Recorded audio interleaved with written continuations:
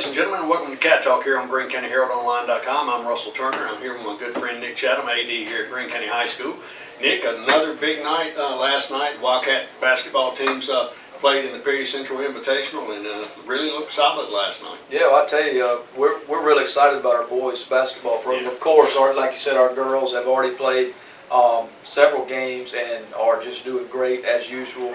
And the boys kicked off last night and had a great win. I think it was 62-17, maybe. Yeah, it was a. Now, you know, granted, Coach Toms from Richton didn't have all his guys out there. They were playing a younger squad. But having said that, you know, the Cats came out and played really well. It didn't matter which five guys they had on the court; they really looked good. And you know, I had talked to Coach Crane, and he had told me that, you know, he had 11 guys that he could, you know, run pretty much any five of them out there, and that's the way it looked to me. It looked like it didn't really matter who they had out there. They meshed well, and the three new guys are really, you know, fitting in very well. And I tell you, I'm excited. It looked like a good basketball game. Well, I tell you, I've been to a couple practices and watched them, and man, they're having a blast out there. Just, and that's what you want to see. When your team's having a good time at practice and they're enjoying practice, that usually translates to the court or the field or whatever you're on. So he's done a great job with building chemistry. And you know, when you got 11 guys that you're rotating in and 12 sometimes,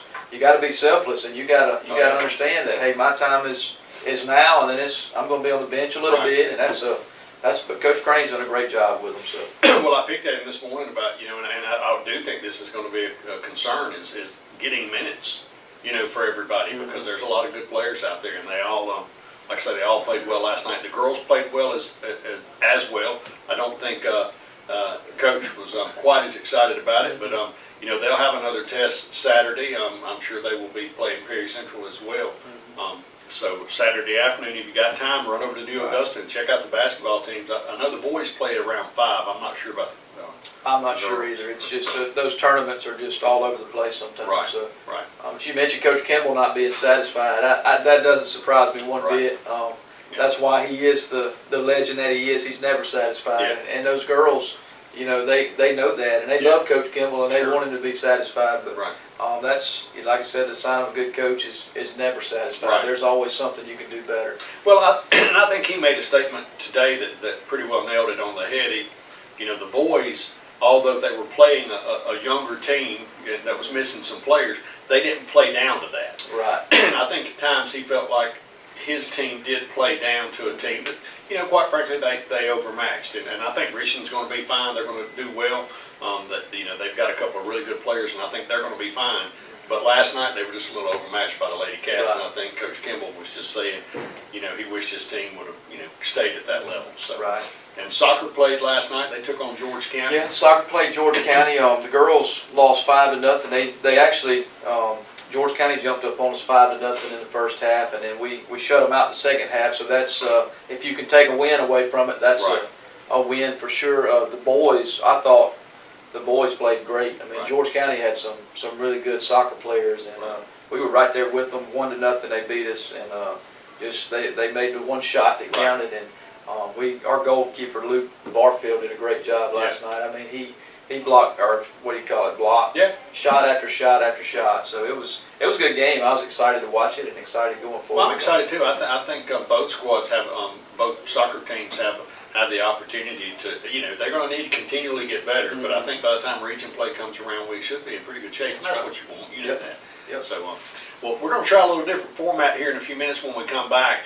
Nick and I have been asked a few times to cover a few topics, so we've asked around and had a few of those topics thrown at us. We're not going to have any guests today. It's just going to be me and Nick sharing our views. So if you're interested in that, stick around. Yeah, I don't know why you would be, but if you're interested in that, stick around. We'll be back in just a minute. If you've suffered an injury and are seeking justice for that injury, you don't have to leave town to find a personal injury lawyer. You need to call Joe Beard with Beard & Stewart's Attorneys at Law. Hometown lawyers helping hometown folks. Give Joe a call at 601-394-5900. And remember, go Cats go! The mission of Greene County Farm Bureau is to provide you with unmatched customer service and attention.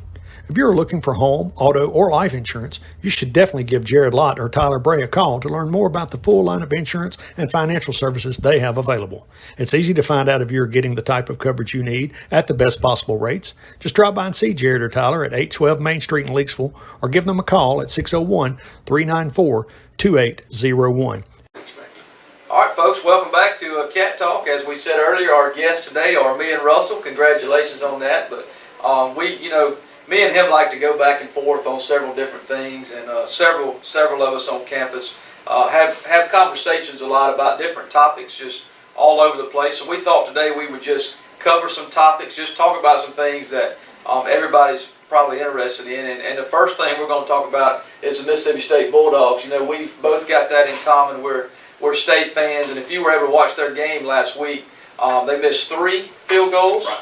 And lost by 3 points. And matter of fact, I don't know if you've done the looking at the record, but we would be 8-1 right now if it weren't for special teams. Oh yeah, no. You know, the Memphis game, we don't know how to down a punt. We lose because of that. The LSU game, I think we lose by 3. Mm-hmm. We jumped over the front line. Right. That's illegal. And then we missed the field goals the other night. So special teams has killed us this year. But the main topic we're going to talk about today is Coach Leach. You know, after the game, he comes out and says he's having open kicker tryouts. Anybody on campus that wants to try out can try out and kick. And I think he had, was it 60? Oh yeah, I mean, the people are coming out of the woodwork. So. Yeah, to kick. So how do you feel about that, Russell? Well, first off, let me say I did talk to Mr. Richard Rock Fleming the other day, and I asked him, and he does have 1 year of eligibility left. Oh. And I told him to get that bionic hip ready and get out there. But seriously, you know, I mean, I'm a Bulldog fan, and I'm supportive of Coach Leach. I think he has proven that all the doubters that he can adapt his game and make it work in the SEC, and I think the Bulldogs are going to be fine. As far as the kicker thing, I was concerned with that right out of the gate, and I just have a problem with it. I don't think that did anything to elevate your kicking situation, because the Ruiz kid, you know, he did miss 2 field goals, but he struck the ball well, and you know, whether or not he should have went back out for the 3rd kick's a whole different conversation we could have. But anyway, you know, to basically throw the kickers under the bus, and you know, I question that not only for the rest of the season, but how do you really go out and recruit moving down the road? You know, if a kicker thinks that's the way he's going to be treated, because Coach Leach made the comment that it's a ball, you kick it. Right. Well, you can make the same comment about it's a ball, you throw it. It's a ball, you catch it. It's a guy, you tackle him. And you don't see those guys being called out in that fashion. Right. Well, the minute I heard it, I thought, you don't do that. I mean, you don't call your players out, any of them, kickers, wide receivers, because we're talking about a kicker here, but if I'm a wide receiver on the team, who's to say he doesn't come at me next and say, okay, so-and-so dropped 3 balls, we're having open tryouts for his spot. Right. In coaching, there's an old adage that says, when you win, it's the player's fault, and when you lose, it's the coach's fault. And that's the attitude a coach has to take. You know, you never throw your kids under the bus. I don't care who it is. And I didn't like that not one bit. I lost a lot of respect. I didn't like it either. I didn't have the same. I lost a little something. But I'm not ready. You know, I'm not calling for Coach Leach's resignation or anything like that. I just disagree with it. I didn't think it was the right way to go. And of course, he gets paid a whole lot more money than Nick and I do to make those kind of decisions. But and I'm sure he doesn't care what our opinion is. But you know, he's doubled down on it. He hasn't backed off from it, and that's the approach he wants to take. But I just don't see how that's going to work out. Yeah, well, you know, with Coach Leach, and again, I don't know him. I'm just a high school baseball coach, but it seems to me like he's more concerned a lot of times with the one-liners he's going to throw out after the game, as opposed to other things that are important. And that kind of rubs me the wrong way about him. So you live and you learn. Yeah, I hear you. I don't know that I feel that way, but that's certainly the impression you can get from it. But his football team is playing pretty well outside of that, and you know, if you can get that straightened out, then maybe you know, when it comes time for the Egg Bowl and the bowl games, which I hope would become bowl eligible, you know, those would be good games. And are we going to cover Ole Miss? Yeah, we might talk about them. Yeah, we can. You want to do that now or later? Well, I was going to say about State, you know, starting out the year, first 3 games, I thought, oh, it's going to be a a really long year, but now I really feel like we can beat anybody we line up against, other than Alabama or Georgia. Sure, I mean, those top tier teams, I Right. think, are going to beat us 10 times out of 10. You know, And I think in college football right now, you've got Georgia Yeah. here, right, you've got maybe Alabama here, and then you've got everybody else. So right. it's just kind of been an odd year for college football. Well, I think throughout the years, and you know, you can't compare year to year, but throughout the years, Georgia has always found a way to fly. I'm sorry, they That's just, right, they just that's have. true, Yeah, yeah. you know, they just, particularly in the championship series era, they just find a way to lose that late game that really cost them. And Alabama has shown this year that, you know, there's a kink in their armor. You know, you can sneak up on them and play with them. And you know, it just goes to me, it's a perfect year to say, why not expand this? You know, because you were saying earlier, when you look at you start listing the rankings, you got an undefeated Cincinnati team that's out of the picture right now, and everybody's going to say, oh, well, it's the schedule they play and blah blah blah. If you had an 8-team playoff, I don't think it's going to hurt anything in terms of the number of games and all of that stuff. And I think at that point, if you take the top 8, you've got the best teams. Yeah, well, I like 8. I like taking 8 for sure. Right. NFL takes what, 12 from each league, I think. Right. But I like the 8. But the thing I also feel is, no matter how many you take, there's going to be somebody on the outside looking in. So Well, there's a difference between the number 9 team arguing about it and the number 5 team when you're an undefeated, you know, Cincinnati team that gets left let's out. just take it right now. You've got so 7. Let's go 6, 7, 8, 9, 10, 11, 12. Here they are. Okay, 6 is Michigan, 8-1. 7, Michigan State, 8-1. Number 8, Oklahoma, 9-0. Number 9, Notre Dame, 8-1. Number 10, Oklahoma State, 8-1. Number 11, Texas A&M, 7-2. Number 12, Wake Forest, 8-1. So you've still got your Yeah, but I could certainly make the argument from watching a lot of those teams play. Oklahoma's undefeated. I don't think they're in. right You know, I mean, I've watched enough of their games. top 8 or top 4. I think they're top 8, but I don't think they're top 4. They've got them at 8 right now. So. Yeah, so. Which they found a way to win barely a lot of games against Right. some weaker opponents, but And they've looked bad at times. yeah, You know, they really so, have. You know, so you got that. But I like 8. all right, so that's our answer. 8 is the magic number on the playoff team, and we certainly think State and Ole Miss should be in that top 8. Yeah, I don't know about that. But, well, you wanted to talk about Ole Well, I Miss, do want to talk about Ole Miss, and then we'll take a break. But you know, I'm a State guy. I mean, and you like the Bulldogs too. But I just, you know, I really wanted to dislike Lane Kiffin. I wanted to think that Lane Kiffin was going to be the nail in the coffin that drug the Rebels down. right? And the exact opposite has happened. I have grown to really like the guy as a coach. I think he's great for Ole Miss. I think he's great for the rivalry because it's not that bitterness that it once was. And good for the Black Bears for landing him. And Well, see, I like the bitterness. I do. I like the competition. I like the rivalry. I didn't like it when Coach Freeze and Coach Mullen. That was too much to me. Right. I mean, I think that went over the top. So I think Mullen really drove that. well, you know, whatever. He needs to be driving something Yeah. at Florida too, doesn't he? Yeah, well, you know, that's a whole another topic. But for all you Rebel fans out there, I just want to say Yeah. I'm a big fan of your coach right now. And I think we've got two of the biggest personalities in college football in our state right now. Without a doubt. So I think Without that's good for us that we've got those coaches. And you're right, Lane Kiffin has done a great job. He's done a fantastic job. And I told you this the other day, but I even at times find myself pulling for him a little bit, and then I reel it back in and remember that I hate him. So. Yeah, I understand. Well, listen, we'll be back in just a second. We'll cover, I don't know what the next topic is, but Nick asked around in the hall this morning and got some doozies, so we'll go through them and see what we want to talk about next. But stay with us if you can, and we'll be back in a second. All right, welcome back, folks. Russell just informed me he's got to get back to work, so we're going to make this last segment pretty quick. But we wanted to take a couple questions from some of our listeners, and we're going to approach those today, viewers and listeners, okay? But either way, we're going to answer those questions. The first question we've got is this. Should Dan Mullen be fired, Russell? No. And I mean, and I say that because I don't think you should fire a coach based on 1 year's performance. Now, people would say, what is he like, 4-7 Something in the like last 11 games? But that's still just one season, even if it's over 2 seasons. So Right. I'm thinking not, he'll go through he'll jump through the hoops, which he already has. He'll fire a couple of assistants. Already has. And, jump through that Long-time rigmarole. assistants. Right. And he'll jump through that rigmarole to buy him some time. And I think just based on that, that tells me he's not going anywhere. Right. Well, Dan Mullen is, and to answer the question, should he be fired? My answer is no.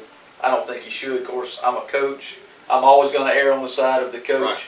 I think Dan Mullen is a little abrasive at times, and he's a little hard to swallow sometimes, and I think that hurts you. I think when you talk about a coach being fired, you have to take the coach as a whole. It's not just record. It's how's his personality, how does he interact with the media, how does he interact with the kids, and I think a guy like Dan Mullen is just an easy target because he is so abrasive sometimes, and it is Florida. And, Well, and I think Florida folks really were drawn to him because he'd been there and won a national championship. They wanted him there. And so, no, is his team playing up to the standard that the Gators want? No. Right. But I mean, it just is.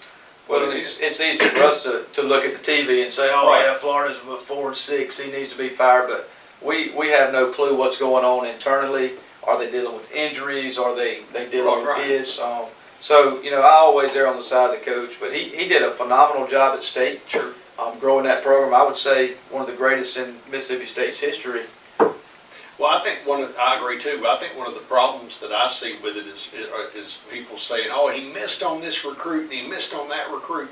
And, they hired Mullen knowing that he tends to think outside the box on recruiting. So if he saw something in a 5-star that he didn't like, there's a reason for that. If he's winning, that's not a discussion. Everybody's talking about, oh, he wins with these kind of guys. And, so, I think Mullen, he's a good coach. Mullen's one of those guys that, a lot like to me, with Coach Saban, who I have a tremendous amount of respect for, but I do not like the way they handle press conferences. When things aren't going good and they get a tough question, then suddenly it's the guy's fault that asked the question. And then being a guy in the media, I take issue with that because they're fine with all of that coverage when it's good. Right. But then all of a sudden they're going to call somebody out for doing their job when they ask a question they don't like. Right. Well, and this is going back to the recruiting. I was thinking about this, had this conversation with somebody. Think about the 2 states known for the most recruits or the easiest place to recruit. Florida and Mississippi. Well, I was going Texas, but Well, Texas has got the number of athletes. Right. I'm not going to say it's the easiest place to recruit. well, they've always said it's easy to win in the state of Florida. There's so many kids, Right. and then Texas and I guess Mississippi Well, as when well. you just look at how many kids Mississippi produces, that's what I'm Right. arguing. But think about the state of Florida right now and their college football teams. Miami, average, below average. Florida State, below average. Florida Gators, below average. UCF, they had some good years, but it's gone downhill. I don't know if that's what the cause of that is. No, they're absolutely right, though. There's a lot of talent being recruited in Florida, but a lot of that talent's going out. And when Florida and Florida State and Miami were all rolling, if you looked at those rosters, that wasn't just Florida kids. They were pulling kids from all over the country. Right. And that's what's happening right now. A lot of the best Florida kids are going to Georgia, Clemson, Alabama. Yep. So, Well, and this is another topic we didn't plan on approaching, but let's talk about Oklahoma and Texas coming into the SEC because talk about Texas being that hotbed for recruits. I personally feel like that's going to help Texas and Oklahoma because if I'm a recruit in the state of Texas or Oklahoma and I have the choice to go to Texas, Oklahoma, or an SEC school, I'm choosing an SEC school. You may be right. I think it's the winners in that are the bank accounts of the Southeastern Conference and Texas and Oklahoma. Yep. Those are the big winners in that. Now, I do think that, with Texas and Texas A&M in the league, every high school player in Texas is going to want to play in the league now, too. So that probably helps teams like LSU and Arkansas and even Mississippi State, recruiting over there. We're talking about coaches being fired. You brought up LSU. Should Orgeron be fired? He won the national championship. I think, from what I've read on that, I do think there's a lot of off-field stuff. Right. And he's gonna be fine, just like if they fire Coach, Mullen, he's making 7.5 a year. I'm sorry, Coach, don't feel sorry for you, take your money and go, He's not listening, Russell. True, okay. What was our other topic? Other question was this, I guess people are interested in college football right now, but should college athletes be paid? Well, I don't think the system they came up with is very good. I don't think this whole, I think the idea that a high school junior basketball player is suddenly, signing a 6-figure deal with a local car dealer. I just think it opens up way too many opportunities to impact the sports. I think you can have a car dealer that says, son, you come to Starkville and, we'll hook you up. Right. I mean, you can have that. And that I don't like. Should they be paid? Absolutely, I think they should be paid. I think they should benefit some off of the efforts. But I also think those graduate assistants in labs that are coming up with wonderful products and wonderful Right. things in the labs should be paid too. Well, see, I totally disagree with you on that. I don't think they should be paid. In my opinion, I mean, a college scholarship or 4 years of college degree is running $80,000 to $120,000 right now. Man, these people who are going to college and taking out student loans and having to pay back for 30 years their student loans, Right. boy, they would love to be in the position of those college athletes. Now, I realize that they're not able to work because of practice and because of things like that, but and maybe they should get paid a little bit, a little stipend, but as far as just making But that's kind of what I'm saying. I'm not saying every kid should be paid $50,000 a year to play. Right. I'm just saying that there should be something, and I don't think it should be just football players either, because as well as let's take Mary Grace for example. Mary Grace is playing college softball.